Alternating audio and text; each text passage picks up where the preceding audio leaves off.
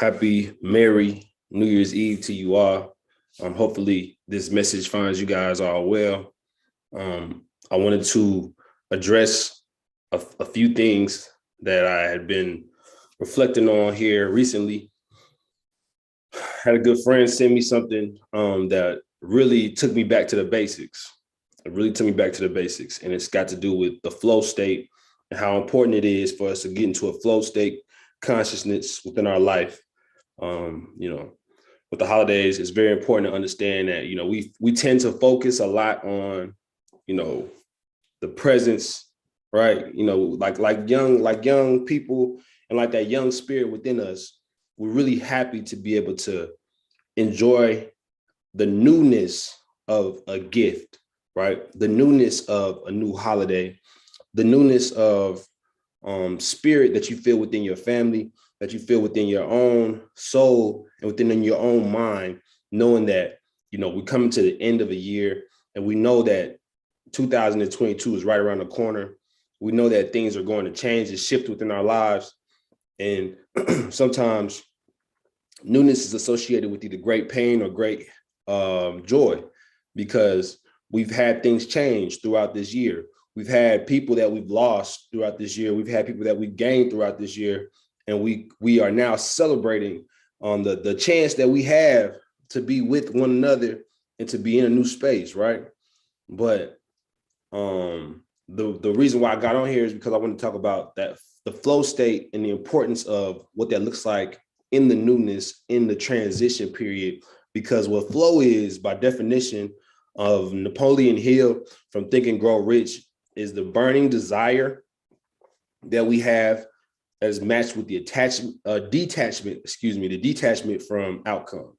So flow is the burning desire added to the detachment of desired outcome.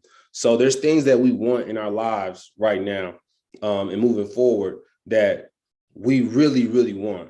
And some of us have done the inner work to find out what those things are. Some of us have studied ourselves and really dug inside and found out that, man, this is something I really want, or maybe you haven't. And if you have not, I would really challenge you to really think about those things that are making you truly happy right now. Those things that are really stirring your spirit. Those things that are really making you alive. Those things that are burning that fire inside of you. And if you don't actually attack those things, it actually hurts you a little bit. Those things that maybe, you don't have the type of relationship with your mother that you really want. And even though you outwardly project happiness, you aren't truly happy, because deep down inside, your burning desire is to cultivate that relationship with your mother that you have not. And also, it could be something like a career path, or maybe it's even something within, if you're still an athlete within the athletic realm that you haven't touched, you still have yet to build the type of leadership skills that you want to have in your life. And even though other things around you are looking great, and maybe you are achieving success to some degree, you still know that deep down, the burning passion you have is to be a leader, right? It's to be that one person that people can depend on, and you don't quite feel like you're that person yet. Let's keep chasing towards that burning desire, because what that burning desire does in conjunction to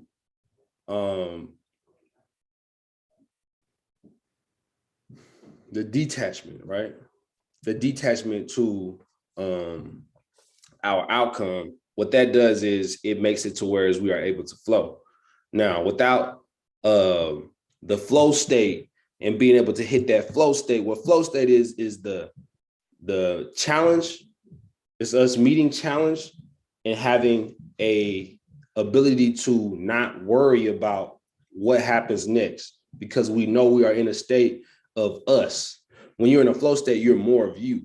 And what takes you from a flow state and makes it to where you can't flow through the obstacles and the situations in your life is when you identify yourself with things that disempower you. So things like jealousy, things like lack of self-worth, things like a lack of focus. It all comes from the fact that we haven't identified what our burning passion is. What's good, brother? We haven't identified what our burning passion is, and we haven't brought that together yet with the detachment, not the attachment, but the detachment from desire and our desired outcome. Because I'm talking about the detachment of desired outcome, there's things we really want from our life. And sometimes we believe that if we press harder, we're going to get it, right? Sometimes we think if we press harder, we keep pushing, we keep pushing, we keep pushing, and we keep going towards it, and we focus on it and fixate on it, we'll have it.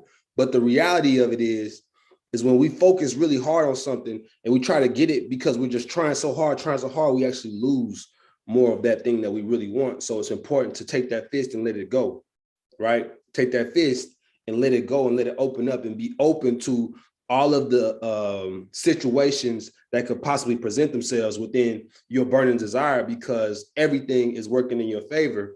All things are the same thing, right? So you got the law of polarity, which is everything is present at every single time.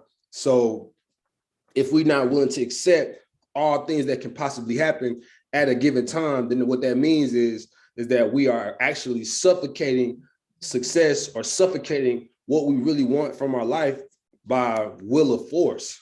We are trying to force things to happen. If it's not organic, you can't have it and expect it to grow. It's not going to be sustainable.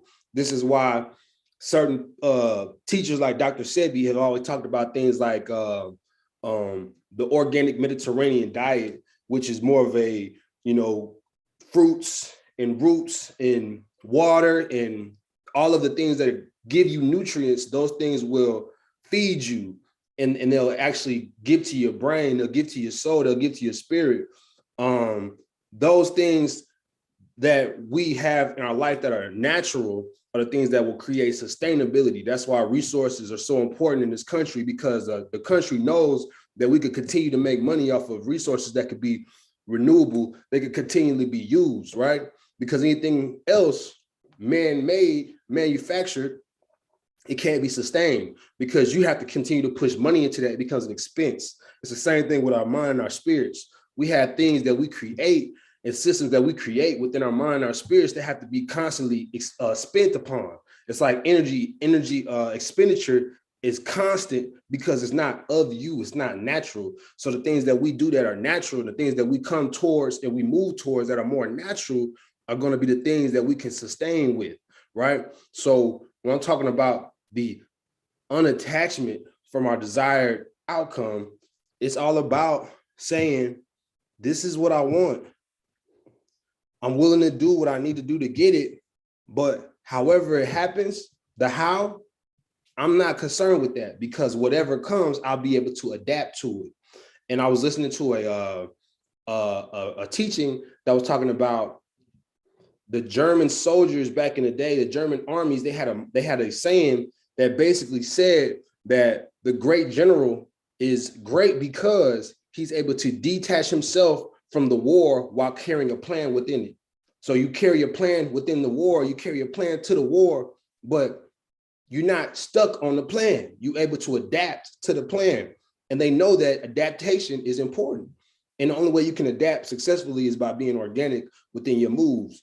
So that's how we achieve that flow state. Because when you achieve the flow state, you like, whatever comes, it's what it is. Whatever comes, it is what it is. And if we get that flow state, y'all, if we hit that flow state, y'all, and we stay in it, we only gonna be able to stay there for so long. Because after you go into a flow state, then it's important to recharge yourself, because you can't stay in the best possible place. You can't stay on a high for too long. You got to go home and recharge. You got to get back to home base. You got to drink your water. You got to get your 8 hours of sleep. You got to be able to talk to the higher power. You got to be able to connect with people. You have to get on the ground. You have to do inner work. You got to do all those things. But the flow state, right? The flow state is what we after. And when you in flow, you attract other people that's in flow.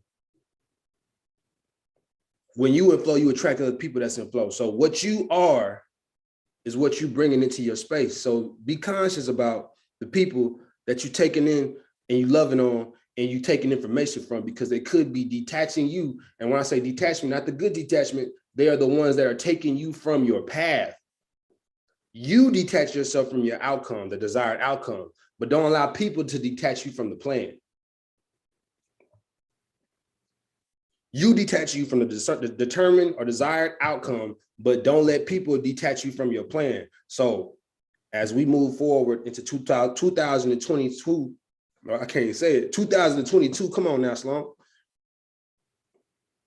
Then we need to be able to achieve flow state. Power versus force. Power versus force.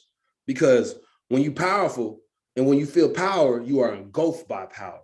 You are in a power. You've immersed yourself within power. You live power. You think power. You speak power. You see power. But when you are using force, you are forcing yourself upon a situation. You are forcing things to happen. You trying to make that relationship work, even though you've seen all the red flags that say this relationship is not going to work. You are trying to make this book happen because you keep writing things and you're erasing things and you're writing things, and you're erasing things, you're forcing it. And I'm not saying that it's not called for to exert force at times, right? Because everything needs a balance.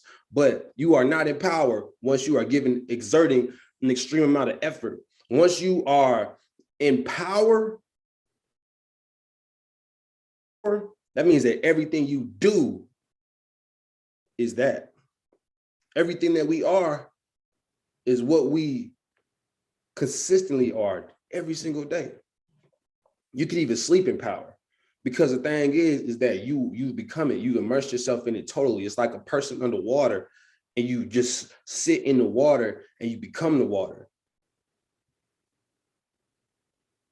Be like water, baby. Be like water. You know what I'm saying? So, man, Merry Christmas to you all. You know, it's New Year. Christmas Eve. Ain't New Year's Eve yet, but it's all the same to me because we rolling into a new dimension, a new territory, uncharted territory, but a new territory. Let's not make COVID-19 an excuse no more. We're gonna tap into our power and tap into our flow state and tap into our godlike energy. We're gonna tap into our godlike energy. Make sure you're still working out. Make sure you're still reading books. Make sure you're still tapping in with people and building networks. Make sure you're still doing everything you're supposed to do, talking to God, making sure you have that connection with the higher power because he's the source, unless you believe in something else. And if whatever your source is, make sure you tap into that daily, and tell your loved ones that you love them. Because that's the most powerful thing, is the connection that we have within ourselves and how we continue to cultivate that flow state, cultivate that love, cultivate that energy on a day-to-day basis. So, hey, it's your boy K.Sloan. Be light.